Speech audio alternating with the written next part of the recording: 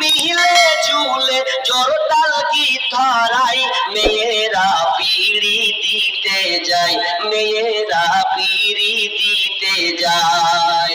অলিতে গলিতে বসে বসে বিড়ি বাঁধে कैसे हंसी। এত যে হাসি আপনি রাস্তায় যেতে পারবেন আর হি হি মানে এত রাস্তার পাশ দিয়ে হাঁটে হকার যায় সবকিছু যায়। অলিতে গলিতে বসে বসে বিড়ি বাঁধে कैसे हंसे। কোরআনের বিধান মানে না তারা বেপরদাই থাকতে চাই, মেয়েরা বিড়ি দিতে যায়, মেয়েরা বিড়ি দিতে যায়। আমাদের দিকে একটা নিয়ম আছে, বেটা ছেলে যদি বেরিতে যায় তোর মুন্সিতে ফাটাম করে ঠগিয়ে যায়, পাতা কমে যায়। আর বেটি ছেলে যদি যায় বুঝতে পারো কত কি কয় আল্লাহ জানে।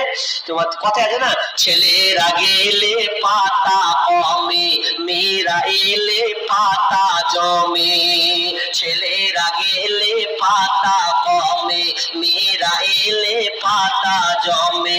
এই কথাটি কতক লোকের মুখে শোনা যায়, মেয়েরা বিড়ি দিতে যায়, মেয়েরা বিড়ি দিতে যায়। খুব বেড়ি বাচ্চে। আমি একদিন রাস্তা দিয়ে হাঁটছি, হাসবেন না হাসবেন না হাসবেন না, হাসি হাসলে মুখখান ঢেকে লিয়েন কি। ওরা যখন রাস্তায় বেড়ি বাঁধে, তো আমি একদিন রাস্তা দিয়েছি, বক্তব্যটা অনেক জায়গায় দিয়েছি, তো হাসতে হাসতে যাচ্ছি যাচ্ছি, তো একজন ওরা দুই না দু বান্ধবী বানছে দেখছে ছুড়ে ছুড়ে মাথা কাপড় দেন, একটা মূল বের হয়েছে মাথা কাপড় দেন। তখন দেখে ওরা মাথায় কাপড় দিয়ে দিলে, তো মাথায় কাপড় দেওয়ার পর এবার আমি কথাটা শুনতে পেলাম, আমি একটু দূরে যেয়ে বলছি কি ব্যাপার, আমি গেম বলে মাথায় কাপড় দিলে, তো ওখান থেকে আরো তো অনেক পুরুষ গেছে, অনেক হকার গেছে, অনেক ব্যবসায়ী গেছে, অনেক লোক তো গেছে। তো আমি গেলাম মানে আমি বেটা ছেলে, আমি পুরুষ, আমার দাঁড়িয়ে আছে মানে আমি পুরুষ, ওই জন্য মাথায় কাপড় দিলে নাকি? আর বাকি যেগুলো হাঁটছিল সব বিবাদের পক্ষে তাহলে হিজড়া ছিল নাকি? ওটা ভাবছি মানে ওরা কেমন হিজড়া ভেবেছে যে মাথায় কাপড় দেয় না, আর আমাকে দেখে সবাই মাথায় কাপড় দিল, তো আমার তো মন খারাপ হলো। ওই লেগে হয় তো সেদিনকে বললাম তো কিছুটা মানে রেগে গেছে, কেন করে মরছে বুঝো, আমি তোমাদের কথা বলিনি ভাই, বোনরা ভেবেছে মনে হয়, ওটা বলেছি আমি। আমি তোমাকে কখন হিজড়া বলতে গেলাম? মাথায় কাপড় দেয় না আপনাকে দেখে, বাস্তবে ওটাই।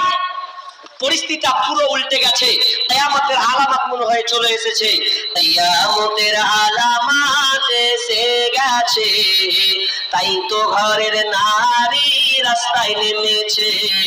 কিয়ামতের আলামত এসে গেছে, তাই তো ঘর। আমাদের মেয়েদের, আপনাদের এদিকের মেয়েরা ভালো না?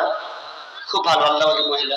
মুর্শিদাবাদের মেয়ে ভালো লাগলো, ওই আপনার সবজিওয়ালা ঢুকে গেছে, দেখছে আজি সবজিওয়ালা সবজি লিব, তো সবজিওয়ার কাছে নামিয়ে দিলে, দিয়ে একদম নিতে শুরু করে দিলে।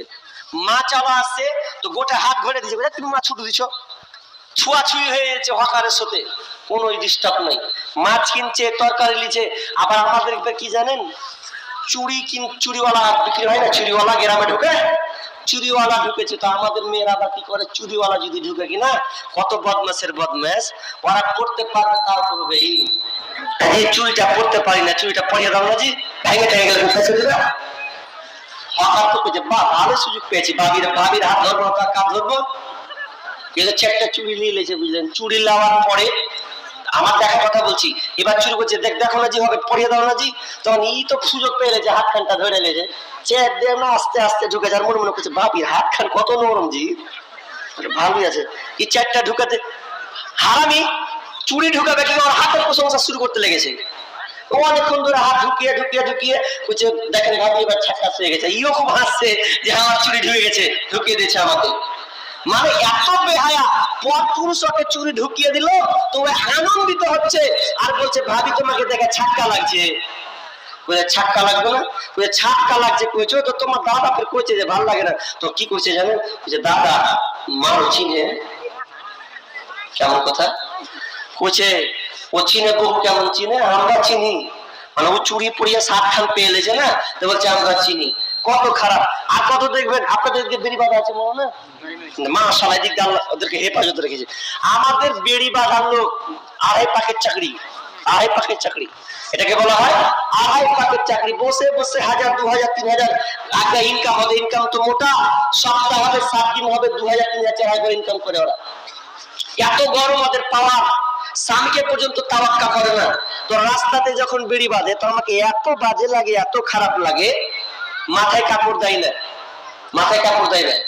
ওই জন্য অনেক কবি একদিন বলে গেছিল, আড়াই